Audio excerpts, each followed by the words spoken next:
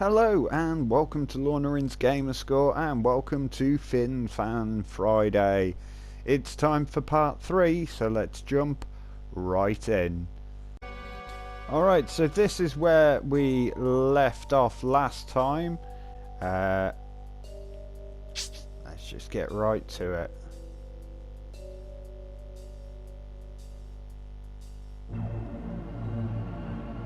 Okay, so this is very similar to the last reactor that we're in, only we're coming down a slightly different way.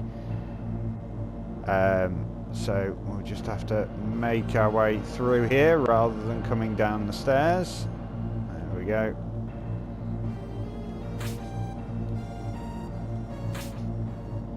So, for some reason, all of the reactors are built in exactly the same manner.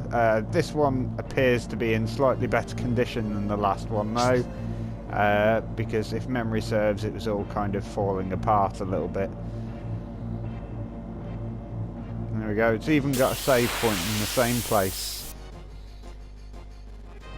Okay, preemptive strike. Strike, even. A little low on MP, so we'll just try and keep this to some basic attacks for now. So since my last episode of Fin Fan Friday, we have had the release of essentially the intro to the remake has come out, which is, as far as I can work out, the entirety of the opening sequence, and it looks amazing. It has led me to a couple of possibly good conclusions. Oh, some sort of flashback is happening here. Oh, what's all this about? Oh. So, obviously, we're probably not going to get to the point in this game that we find out about all of this. So, spoiler warning. This is basically a flashback to what happened when Cloud was in Soldier beforehand, when he went back to Nibelheim, which is his hometown,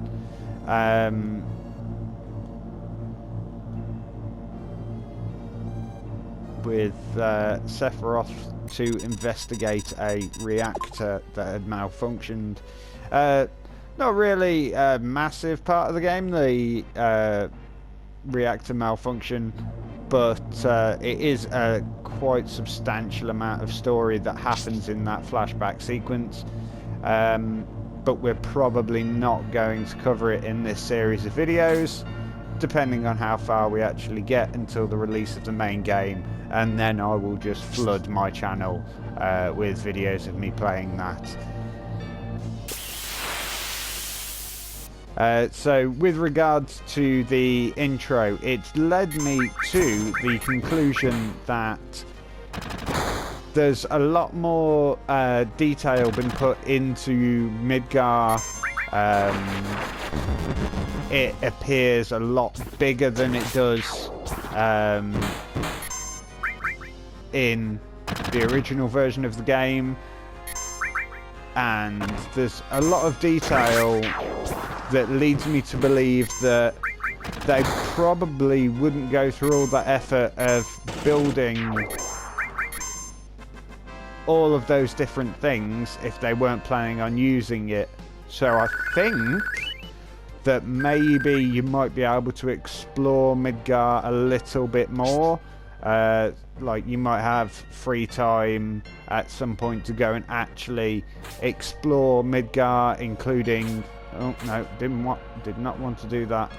Including up on the plates rather than down in the slums, because there's a lot of detail being put into the area that you see in the trailer, which is mainly life on on the plates rather than down in the slums. There's a couple of kind of sneaky looks at the slums, but not much. Now, this is a beloved part of the game for many Final Fantasy fans, and that is the triple button press. Let's see if I can get this done on first turn. So we have to push the button at once, but you don't all at once, but you don't really get any kind of leeway as to when you press it, and they don't really tell you when they're going to press it. So let's just see. No, that was a little bit slow. So it's usually, I think it's around 2 seconds. That's the delay. So we'll try that. So we'll just, as soon as we close the text box, it's 2 seconds, and then we press X, and hopefully that'll be on time. So 1, 2, a little bit too early, so maybe 1.5. Oh, skipped it too early. Right, 1, 2. Nope, bit early that time. Really early that time. And again. Nope, still no good. There we go. Oh, I thought I was going to have to do a major bit of editing there.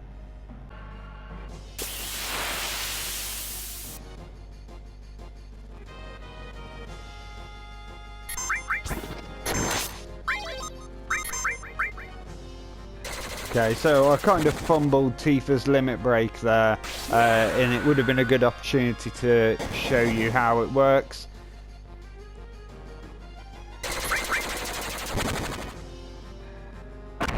So basically with Tifa's limit break, you get reels for each one. So unlike everybody else in the game who gets specific limit breaks to do kind of just one attack, as you level up Tifa's limit break, you can literally do a chain of all 8 of her available limit break. No, all 7, sorry, of her available limit breaks in the game. Which means she could potentially do massive amounts of damage if you leveled her up a bit. Now, this particular part as well was featured in one of the trailers for the game. But in the remake, it appears that rather than getting President Shinra show up in person, we get a holographic image of him.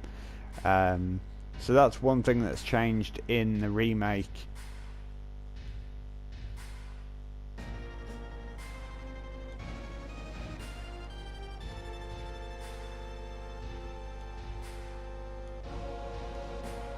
Cloud, cloud, cloud, cloud.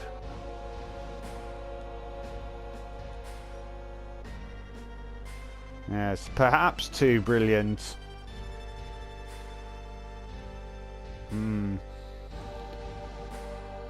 Maybe that's a sign of things to come. Yeah, shut up. I can't wait to see all of this interaction.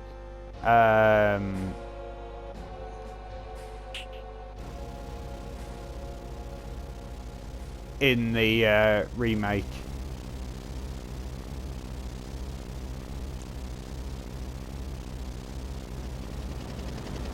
Techno Soldier. Yeah, I think they decided on the hologram because of the fact that he just kind of disappears behind a helicopter.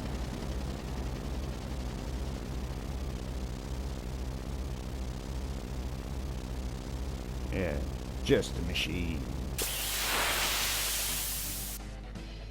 Okay.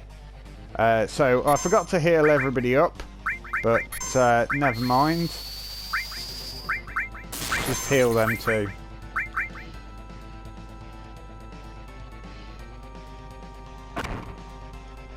Oof.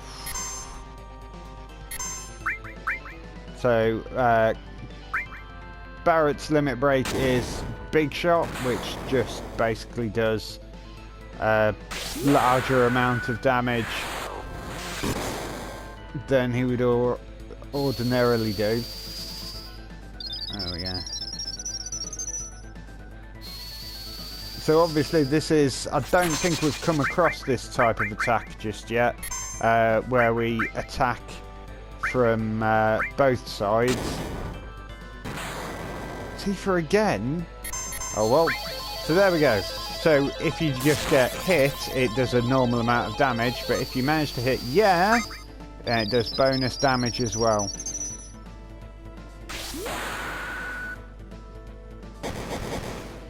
There we go, a little bit extra. Who's this going at now? It's going for Barrett.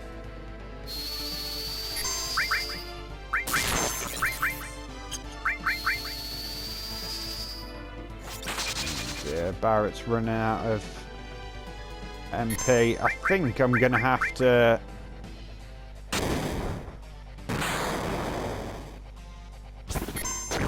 start using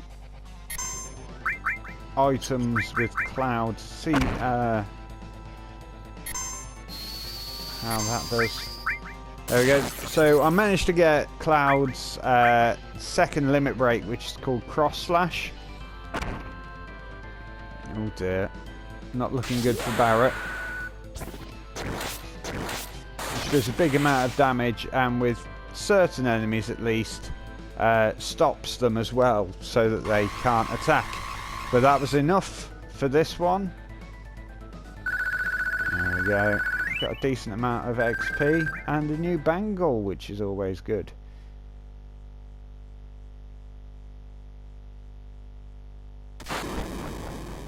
Oh no.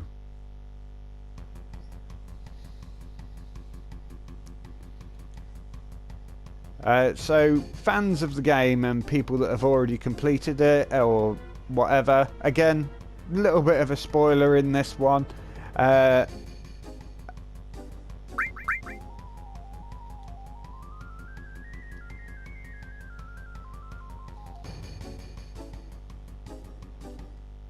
So there's this bit where he's, I mean, granted, there's the big explosion as well, which kind of shakes him.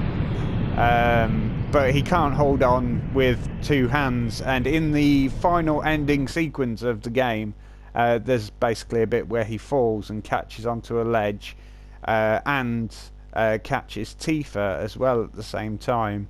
And he basically pulls himself and Tifa up with one hand. And I think that's a kind of excellent thing, just kind of saying how much he's grown in strength as a character from the start of the game, which this pretty much is, all the way to the end of the game, because let's face it, there's a lot going on in that ending sequence that's a little bit worse than an explosion.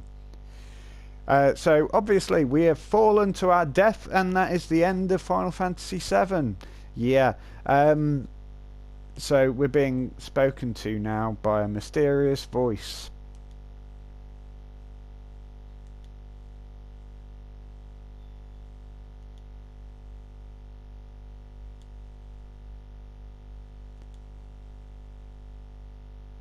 I wonder whose voice that will be.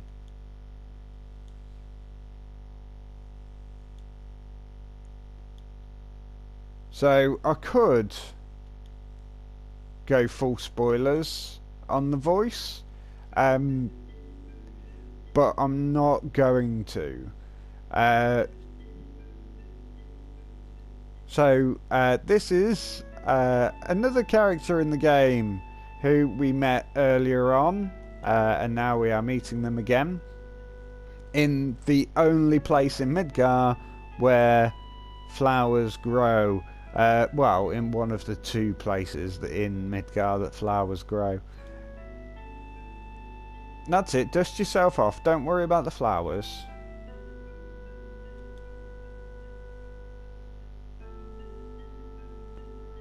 Yeah.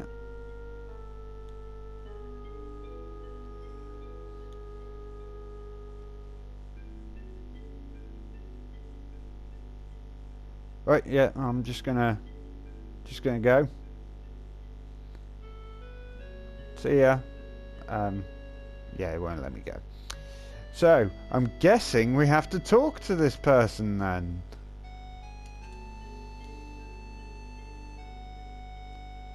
You don't remember, do you, Cloud? Yeah, I remember. Pretty sure you were the slum drunk. Yeah, you were the slum drunk.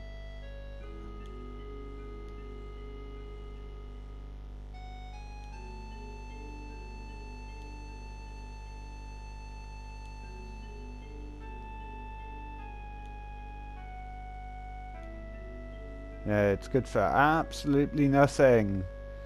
Dum dum. I wonder if that'll come into play later on in the game. Here we go. Another spoiler warning then. So the materia that she is on about is the white materia, which is basically holy. And doesn't really come into play until a little bit later on. Stop running away and let's just... Now that you mention it, yeah. Your name is Aeris. Now, here we go, because I have had many an argument about this across the years. So, in the European version of the game, which obviously this one is, and the original that I played is, her name was Aeris. However, I believe in the American version, and, well, not the Japanese version obviously, but it was in fact Aerith. So it's now Aerith in the new version, whichever kind of zone you're in, as it were. But I want to stay true to my roots, so I'm just going to keep her as Aeris.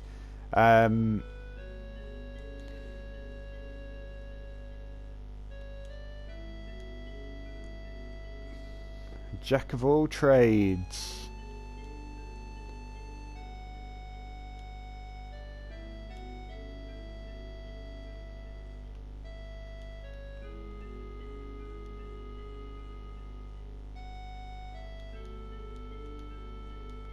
Ah. You want me to be your... Oh, sorry, hang on. You haven't asked. There we go. You want me to be your bodyguard, do you? Right.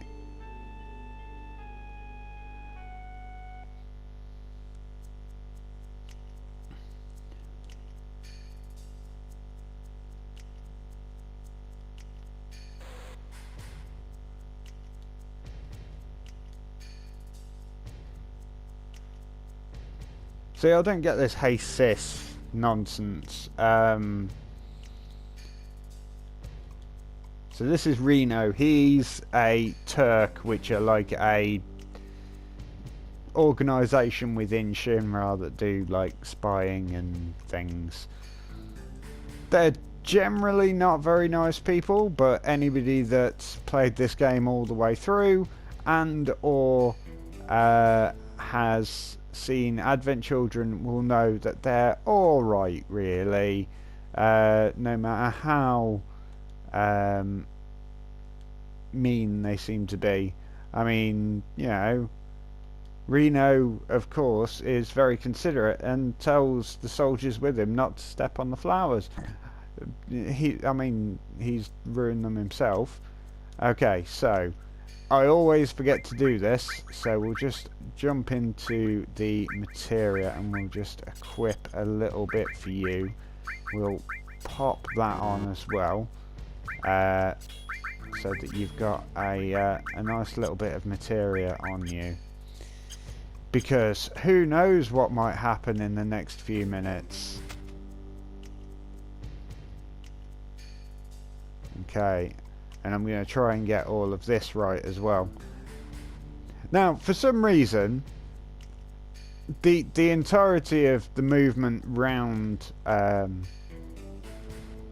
round this kind of part of the game, and throughout the entire game you have everybody in your party like is within Cloud, I guess.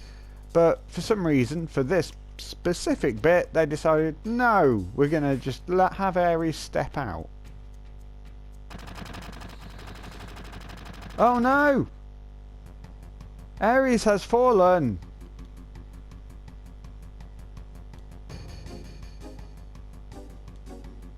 Okay, so at this point we can push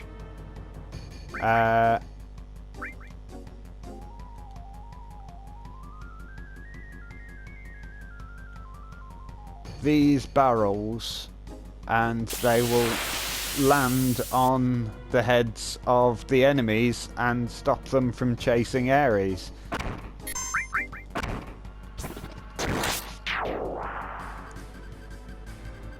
Should we just speed things up a little bit? There we go.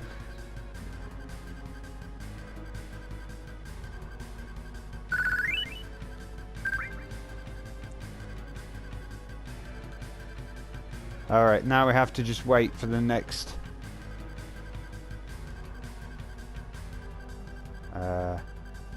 hold on a minute.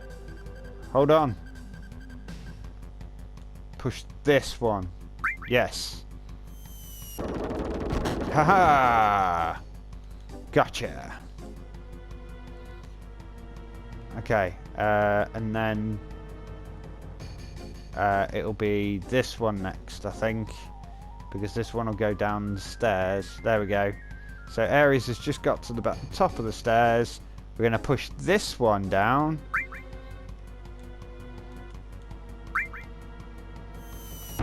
Because if you don't manage to stop them, then you get into a fight as just Aeris, which does bring on a certain problem that Aeris is not very good at combat. So they have rectified that slightly in the remake, where she has kind of a long-range magical attack as her standard attack. Oh, back attack.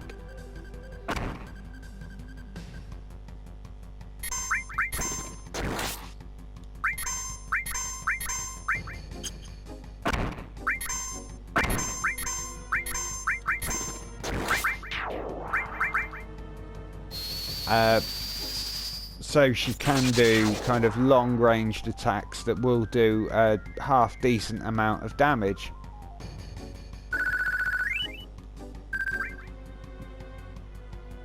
But in this, she's not very good at close combat, which is why I made sure that I equipped her with some materia, because she is very good at magic. So this is an interesting bit. It's not the first time they've been after you. In the introduction to the remake, the bit where Aeris is kind of looking at the live stream in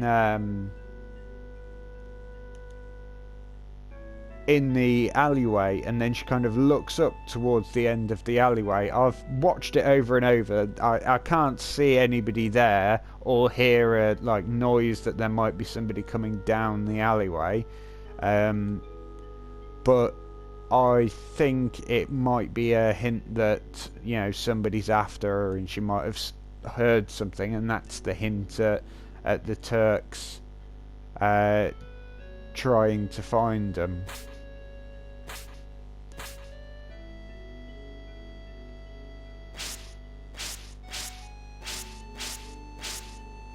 Yeah.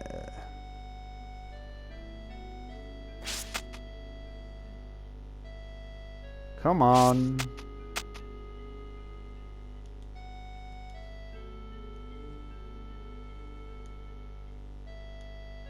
I am terrible.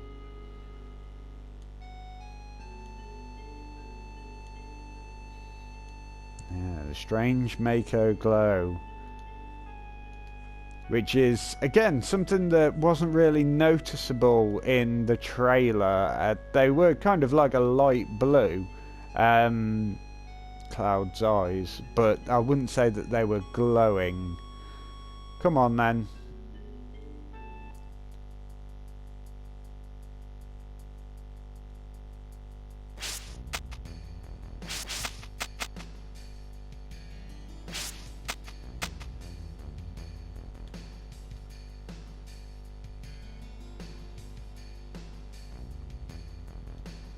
Okay, we will go to your house.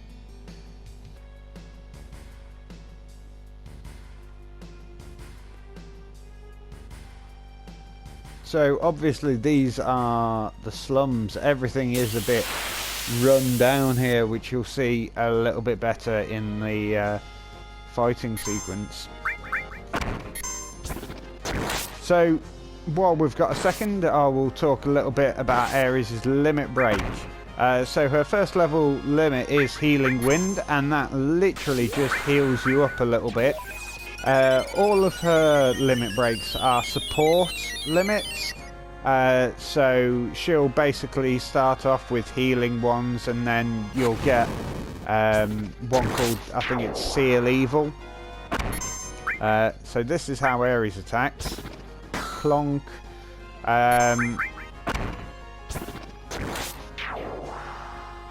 Which does negative buffs to your opponent, and then there's some that give you haste and other abilities like that as well.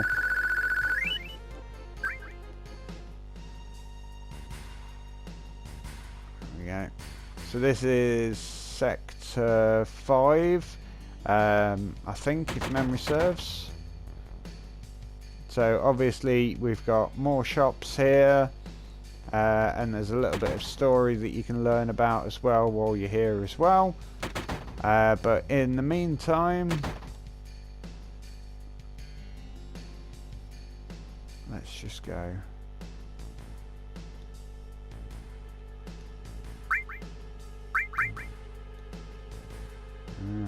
Nothing in those drawers.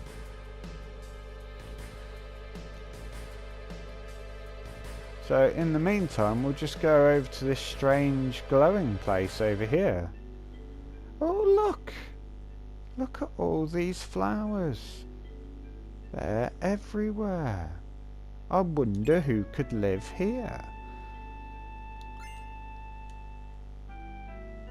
So we've just got the cover materia, which basically means that if you equip it, you will have a chance of interrupting an enemy's attack. So for example, if I equipped it on Cloud, if somebody were to attack Aeris while there's just the two of us in the party, Cloud might jump in front and take that damage himself, which is good in a way, because Aeris is a bit papery,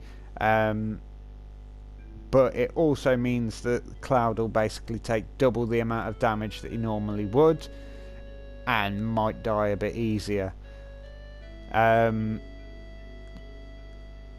So I think we're gonna call it there for this week's Fin Fan Friday.